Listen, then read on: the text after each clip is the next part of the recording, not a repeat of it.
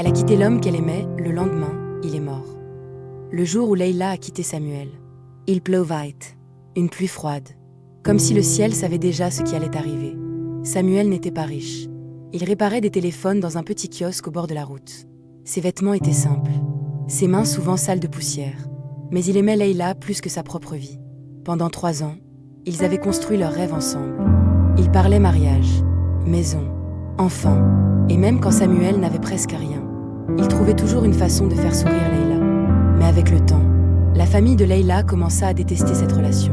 Sa mère répétait chaque jour « L'amour sans argent finit toujours en souffrance ». Puis un homme riche arriva dans sa vie. Yanis, voiture noire, Montres de Luxe, entreprise connue dans toute la ville. Sa famille était fascinée.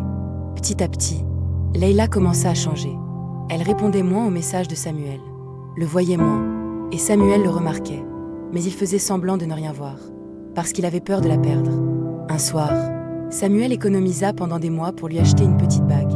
Pas une bague chère, mais une bague achetée avec amour. Il donna rendez-vous à Leïla près du lac où ils se retrouvaient toujours. Quand elle arriva, Samuel souriait comme un enfant.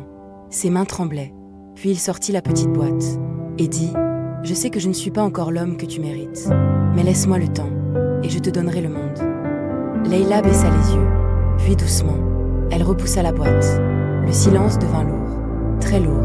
Puis elle murmura « Samuel, je ne peux plus continuer. » Le cœur du garçon se brisa en une seconde. Il y a quelqu'un d'autre.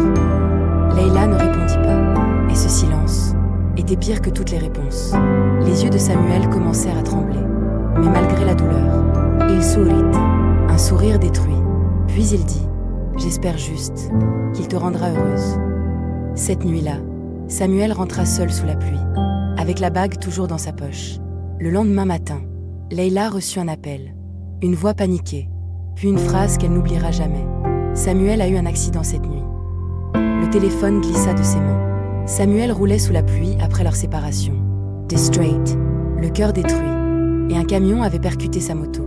Quand Leïla arriva à l'hôpital, il était déjà trop tard. Samuel était mort. Leïla s'effondra complètement. Elle pleurait sans pouvoir respirer. Puis une infirmière s'approcha doucement et lui tendit quelque chose.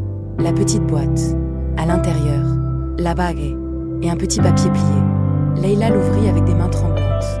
Dessus, Samuel avait écrit « Même si un jour tu arrêtes de m'aimer, moi, je t'aimerai jusqu'à mon dernier souffle. » Leïla éclata en sanglots, parce qu'elle comprit trop tard que personne ne l'aimerait comme Samuel l'aimait. 3 ans plus tard, Leïla revenait chaque semaine près du lac, toujours avec la bague, toujours avec des regrets, parce que certaines personnes ne reviennent jamais après qu'on les ait laissées partir.